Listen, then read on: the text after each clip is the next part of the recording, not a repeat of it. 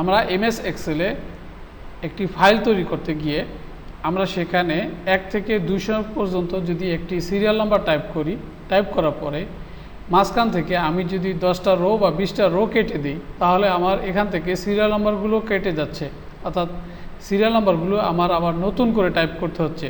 এখন আমি যদি একটি ফর্মুলা ব্যবহার করি, ব্যবহার করে যদি এই সিরিয়াল নাম্বারগুলো দেই, তাহলে আমি মাঝখান থেকে যতগুলো রো কাটি না কেন, যতগুলো নম্বর কাটি না কেন, কেটে ফেলি না কেন, ডিলিট করে দেই না কেন, আবার অটোমেটিক এটি সিরিয়াল করে নেবে, আমার মাঝখান থেকে কোনো নম্বর বাদ পড়বে না।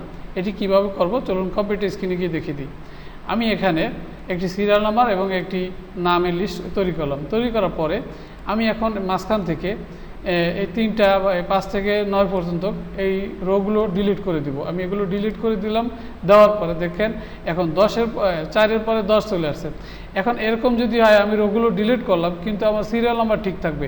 এটি কিভাবে করব? এটি করার জন্য আমাকে প্রথমে যে কাজটি করতে হবে, এখান থেকে আমি এগুলো কেটে দিলাম। এখানে কেটে দিয়ে আমি এখানে প্রথমে ইকুয়াল প্রেস করব। প্রেস করার পরে আমি টাইপ করব row, ROW row, first bracket শুরু এবং সেকেন্ড ব্র্যাকেট শেষ। এখন প্রথম রোর ভিতরে 1 নম্বর সিরিয়ালে আছে সিরিয়াল নাম্বার, আমরা সেখানে 1, আর আমরা বর্তমানে আছি 2 নম্বর সেলে। এখন 2 থেকে 1 বিয়োগ দিলে থাকে কত? -1। আমরা এখন টাইপ করব -1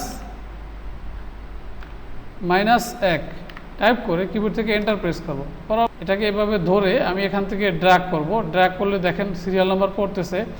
এখন যদি আমি মাঝখান থেকে 4টা রো বা 5টা রো কেটে দিই, দেখেন আমি 5 থেকে 9 পর্যন্ত রোগুলো ডিলিট করে দেবো। এখান থেকে ডিলিট করে দিলে দেখেন এটি অটোমেটিক আবার সিরিয়াল হচ্ছে।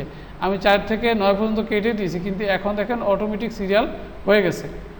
আশা করি ভিডিওটি বুঝতে পেরেছেন। বুঝতে পারলে অবশ্যই ভিডিওতে একটি লাইক দিয়ে ভিডিওটি আপনার বন্ধুদের সাথে শেয়ার করবেন।